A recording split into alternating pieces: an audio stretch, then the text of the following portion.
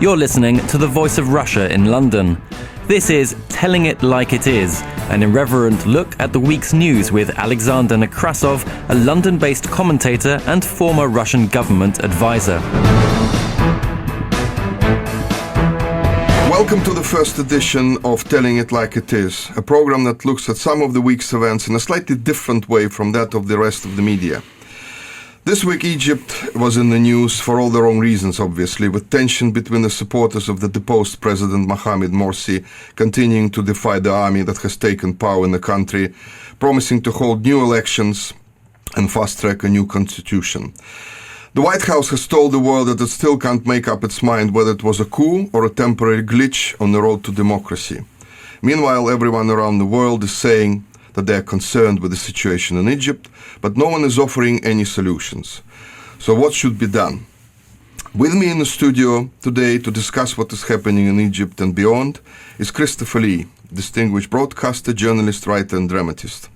Christopher, so what do you think? What should be done in Egypt? The reason that nobody knows what to do is that there is nothing to do. Nobody knows what to do because nobody knows why they're doing it. Underneath all this, you've got one particular thing. When young people, mainly young people, sort of 30s, went into Tahrir Square 2 years ago, they went in because, not just to get rid of Mubarak, they went in because government wasn't listening, because they're educated, because they got no jobs and there's no future, and they were just angry at something. The problem is to placate, to cheer up, to give everybody that went into the square 2 years ago what they wanted, like jobs, a new economy, etc., it takes 10 years. You know, you've got the so-called sophisticated European countries that have got problems with their economies. United Kingdom, for example. It's not going to be fixed in 2 years in one parliament. That's a 10-year job. In Egypt, it's even bigger than that. And so you've got a bunch go in and say, no, we don't like what's going on. We don't like what Morsi's doing. It's not what we voted for. Truth is, it is what they voted for because it was a majority vote. But was it a good idea to take out, a dictator, Hosni Mubarak, but at least he could provide law and order for a while. He was an ally to the West. He was an ally, actually, with Israel. Was it actually a good idea? Well, more importantly, he was an ally to the Americans. And that was really, really important. I mean, the Americans are stuffing in there $1.5 billion. They're delivering US dollars in aid. They're delivering 4 F-15s just this week to back up the Air Force. So the Americans made a mistake then? Why no, did they didn't make a mistake. No, they didn't make a mistake. That's what they do. They have client states around the world. Just as everybody has a Mr. Fix-It somewhere, the Americans are Mr. Fix-Its. You've also got something else going on here, haven't you? Earlier this week, there was a meeting in the Gulf states. And the Saudis, who are against the Qataris, you see, the Saudis are fighting the Qataris for Egypt's influence. They said, listen, to hell with the Americans, 1.5 million. I mean, 1.5 billion. Yeah, 1.5 billion, schmillion. It's peanuts as far as... Okay. So they said, listen, we will give the Egyptians 8 billion. So forget the American loan. We will take over the influence thing in Egypt. We will get the economy going. They won't get the economy going even for 8 billion. But it shows there's more to this. There's a power shift that's going on in the whole of the Middle East. Everybody's buying into Egypt. I tell you something I do know for sure. I now know why the Sphinx is smiling. Right. Why? Because she knows... I've seen this, she's saying, for 6,000 years. It's always been like this, and nobody ever gets to fix it. That's why they have sand. They've got all that sand. They've got the biggest beach in the world and no oil. What sort of economy is that? But let me tell you something which I find amazing about the coverage by the Western media of the events in Egypt.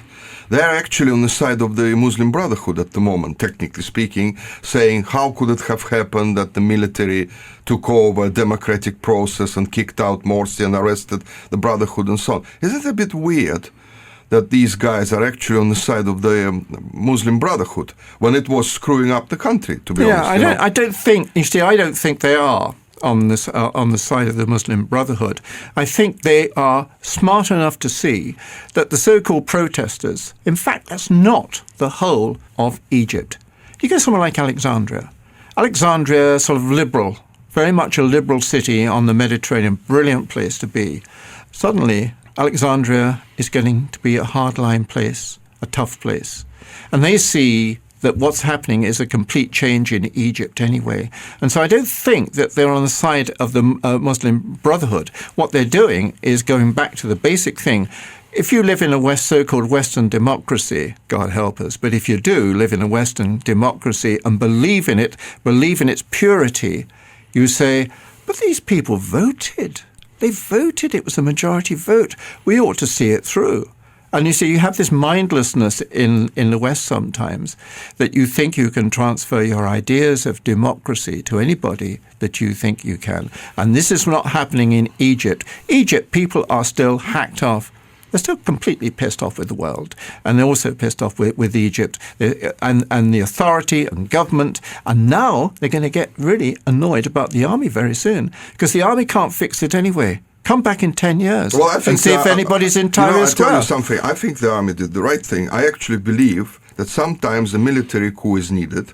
If you remember Thailand, they had basically the military asking the king to approve the coup and just went in and everything was sorted out. I think that in the West there's a perception that every time there's a military rule established, it might stay on forever. This is a right-wing dictatorship, democracy is being undermined and so on and so on. This is a cliche. In Egypt, there was no choice. And the problem with Egypt, in my mind, is that they try to Islamize, if the word is correct. It is now. Egypt, and Egypt did not want that. That was not the country for that sort of thing. This was not Libya. It wasn't so much Islamized, wasn't it, or whatever the word is. It wasn't that. It was something else, wasn't it? That everybody, well, not everybody. Well, the Muslim Brotherhood what happened was last year when they had the election. So what happened? They didn't vote for Morsi. They voted out the other guy who was a Mubarak man. Yes, they that's did important. That. That's important to remember. Yes, but that's where the problem starts. Yeah, and then the second thing is that Morsi gets in and he's being screwed around by his own Muslim Brotherhood. Yeah, and he says, okay, well, we're going to interfere with the one thing that every country should have. And I think it's a general opinion they should have, and that's an independent judiciary. And he started to screw around with that. And when you do that, then people lose faith in what might happen next. And it went from a guy that at first appeared to be moderate, and then it becomes very, very difficult to hold that moderate. Same thing is happening at the moment. People are starting to see the same sort of seeds are starting in Morocco, where you've got a king, you've got a modest Islamist government, and you've got the senior opposition group. 6 of the ministers have just walked out of the government. And what's the problem? It's the fact that the Prime Minister is a Muslim brother, and he's also supporting Morsi. So people are starting to look a bit up the line to Morocco and say, is that the next Egypt?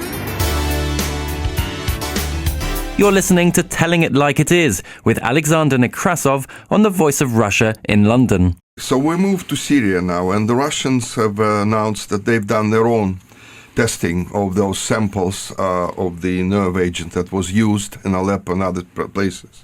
And they came to the conclusion that it were the rebels, not the government, because judging by some of the content samples and analysis.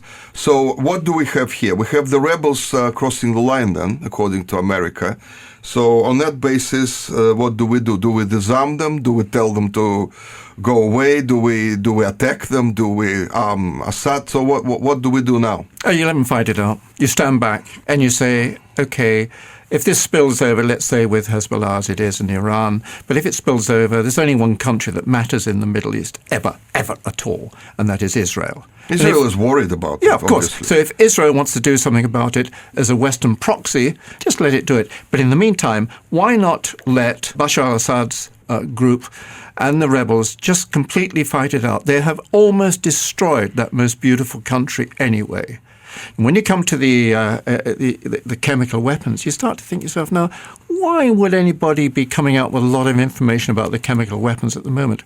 That's because next month the Americans and the Brits and people like that are saying we're going to give the rebels a load of weapons. It is the daftest decision that you can imagine anybody would take. When you look at the British government, why would the British government say, yes, we are going to go along with the Saudi plan to arm the rebels? Well, because the British government is expecting about $40 billion in defence sales of arms deals from Saudis. And so the British government now on this issue becomes becomes a servant of Saudi Arabia. Exactly. Well, nobody's talking about this, by the way. But we never hear those things mentioned when, Cameron or Hollande or Obama start talking about Syria. Nobody talks about the Saudis and their dollars. And that, I think, is the main problem here, because they seem to be impartial. They seem to be, looking at ways to solve the problem when they're creating the problem. And if they start arming, like you say, the rebels in a big way. Which rebels? The Syrian rebels. Yes, but which Syrian rebels? Well, that's the point, yes. But whoever, and they're saying, no, we're going to choose the right ones. This is going to be an all-out war. It will spread everywhere. It is already spreading everywhere. Yesterday, there was a very bad bombing against Hezbollah in Beirut itself. So we're basically coming to a conclusion that China and Russia are right in saying, don't do this. Don't give the China weapons. and Russia, if you go back to, we're talking about the Security Council, China and Russia have always said you don't interfere in other people's problems, unless, of course, we happen to want to interfere ourselves, and that's a different thing altogether. But if you stay out, if you let Assad and the rebels fight it out, then you've got a regime. The difficulty is, if the rebels come out on top of this, you will then see the biggest bloodbath of all as they start killing each other. Well, at the moment, Assad is winning. So he's not winning, but he's doing better than the rebels. Yes, let's put it this way. But and the important thing is that everybody in the West is saying, well, the Russians want to keep Assad forever. They don't. They want him to stay there for a while until things sort of start to sort out themselves. Assad is the best person to lead Syria. He is, but unfortunately, that's the situation. You're back to your argument about Egypt, you see. Who was the best person? Mubarak was the best person to lead Egypt because you had stability. What you really need in every damn country is stability. Let's now move to privatization of the Royal Mail in Britain. It was announced yesterday. Lots of monies have been mentioned, and a sweetener has been offered to the postal workers. They would get £1,500 worth of free shares each. I'm going to get a job as a postman quickly. I really am. I think it's a good deal. Great deal. I think you will soon find out if you become a postie and get those shares, that you will probably sell them to some big institution, because your dividends will be about £2 a quarter. Better than I got now. But honestly, what's your opinion on that? I think it's a great thing. I think it's a really, really good thing, except for one thing. As a Scot, I'm very, very keen on keeping things as they are. But I think what behind all this is something else. If you live in the country, you have to expect not such a good service in future. Doesn't matter whether it's being privatised or not, and you're going to have to pay more for it. And that is the important thing. So if you want a daily delivery, you're going to have to pay more. I actually don't think it's very expensive. I can send a letter to you, and it costs me, in euros, it doesn't even cost €1 to send a letter to you, which will get to you the next morning. I think that's quite remarkable. Well, sometimes it doesn't, but we might not. That's only because you live in a smart part of London.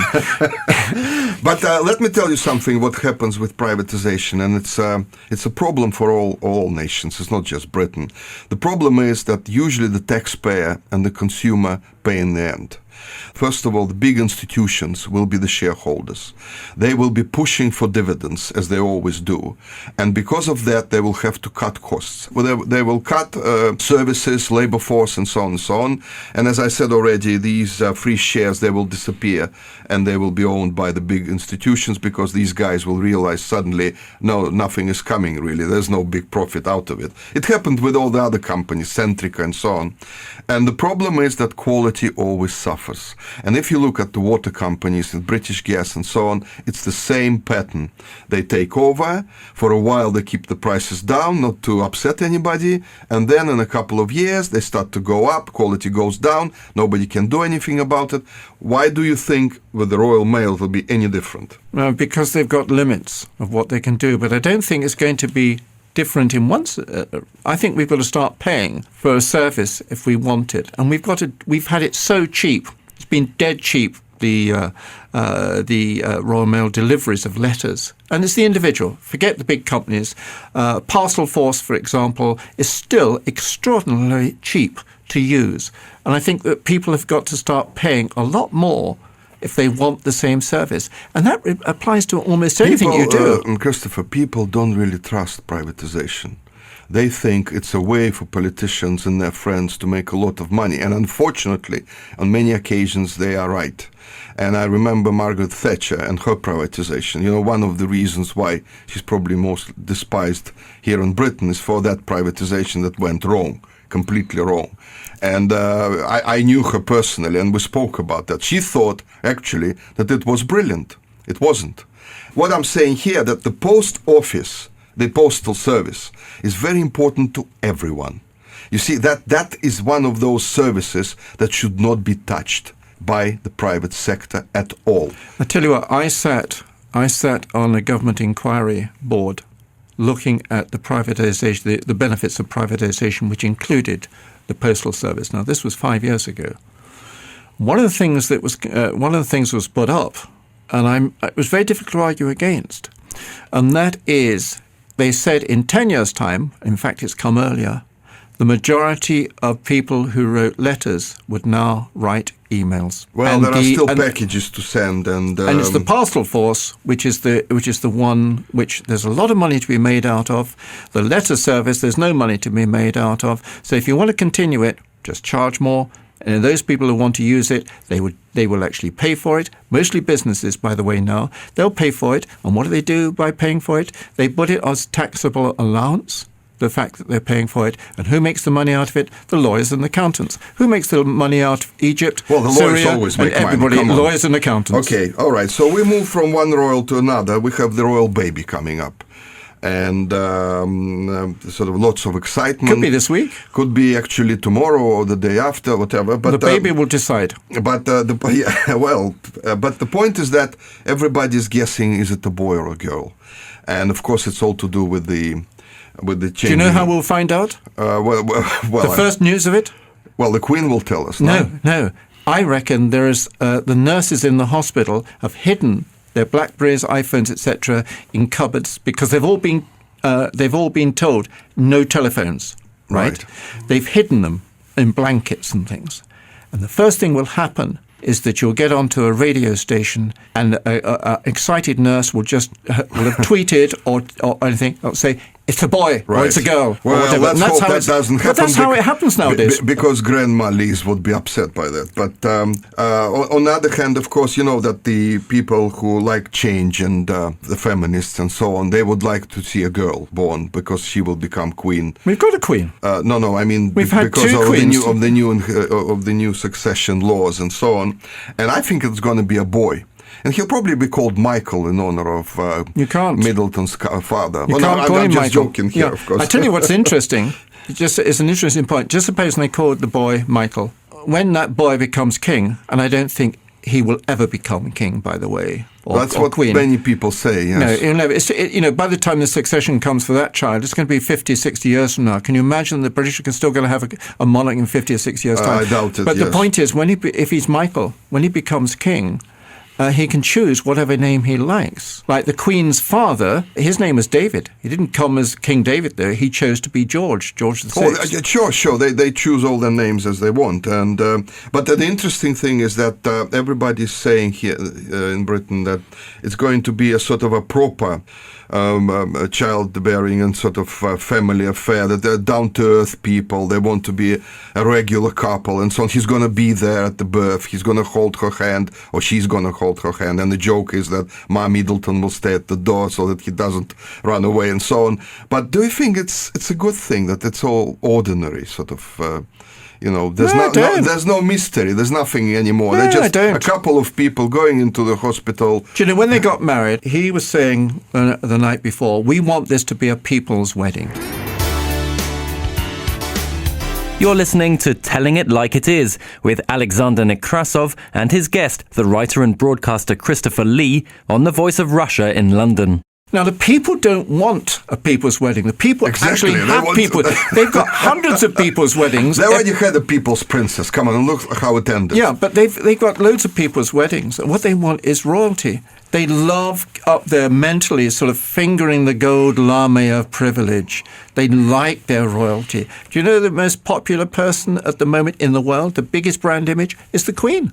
Of course, always has been. Yeah, but in the last opinion poll, for the first time, Prince William became above the Queen. That's And very unusual. It is very, very unusual. But there's a difference between polling, do you like the monarch, i.e. the Queen, and do you like the monarchy? The monarchy people are indifferent to in this country now. But the Queen, they think she's the monarchy has become about individuals anyway. It has been for a long time. Celebrities. Because people forgot that the monarchy is actually about ideals and set of values. But they're Beckhams with good breeding. Yes, the Beckhams. But let's for a moment skip and jump to a completely different subject: the spying scandal and Ed Snowden sort of vanishing from Moscow. Why is it a scandal? Come on, why is it a scandal? Well, a scandal is being that America... What's he told us? Do you know the most interesting thing he's told us so far? And that is that Obama likes broccoli. No, the scandal So it's a big deal? The scandal is that the Americans were caught spying on everybody. But everybody knew that. Well, yes, but when we Come on, find you've out written that it. You've written it in your website. Everybody knew it. The problem is that when some of the people, like President Medvedev, finds out that his mobile phone was hacked by American spooks, and other people find out that during the G8, They didn't find out from him. They haven't found out from Snowden. Nonsense. But the game. I was talking the other day to an intelligence guy who said to me, "Listen, we all spy on each other. We have to spy. We spy on the French. We spy on the Americans. They spy on us, etc. We all know it." And I said, "Well, why is everybody getting upset?" He said, "Well, you couldn't turn around at an international meeting like the EU and say, oh, well, that's all right then." No. The point is this: that spying is like adultery. You do it, but you keep it quiet. So what happened with Snowden is that he came out and just publicly said, "We're doing it, guys," and we gave that information. And what I find as a scandal... It's only the newspapers the were surprised. scandalous about the thing is that the Americans behaved in a way that was completely unacceptable. Have you seen the surveys on audience interest in this story? On a scale of 1 to 20, it's number 3. It's only got 3 points. The public are not interested in it. It's only the Guardian that's interested in it because it's got the scoop on it. No. It was a big story. It was a big story across the world, and on the internet it's a huge story. And the point is that we are talking about the media story you're talking Americans, about. because what the spin-offs were when they landed that plane. The president's, what was it, Bolivian? Was it Bolivian? Yeah. And churched it. This was the situation getting out of hand. And this is the attitude that Americans have to their sort of policies across the world and so on. And I think that is the scandal. The scandal is not Ed Snowden running away and telling us what we knew. Yeah. The scandal is how it's being handled by the Americans and how the other Western countries are keeping very quiet about it. That's the scandal. Yes, but we've already got that scandal. It's called Guantanamo. Well, that's another one. No, yes, that's a perfect example. The Americans can lift who they wish to lift and will lift who they wish to lift. And I think people like the Brits will support them because they're in it with them. An interesting thing about this whole affair is that how timid all the Western countries are, and we're basically seeing a situation when Uncle Sam can do whatever he wants. Oh, it always has done. I wrote a whole book on this 20 years ago. Okay, well, you have to do adjustments. I'll send you a copy. You do adjustments to that book because... That doesn't need it. No, this bit needs it because it's like the adultery. Put this, adultery is like spying. It's a good one. So we move to the last subject we have today is the MP salaries in Britain, because going up by £7,500. Not enough. And a row is breaking out, and people are saying, how dare they? We are all suffering, and they're going to get this huge increase. Now, of course, it's all mixed up. People don't understand. You are saying it's a good thing. I say it's not a good thing because they're not giving them enough. I say that... Are you running for Parliament by any chance? Because you're I'm running away from Parliament. Listen, I would tell you, all MPs, whether they're ministers or very junior backbenchers, first-timers, they should be paid roughly, say, £1 million sterling. But what if they're millionaires? What if they're millionaires? It doesn't matter. All right. It doesn't matter. Okay. You pay an MP let's say £1 million a year. You give him a car for all the time he's an MP. You give him a one-bedroom apartment for all the time he is... One-bedroom apartment? Now, hang on.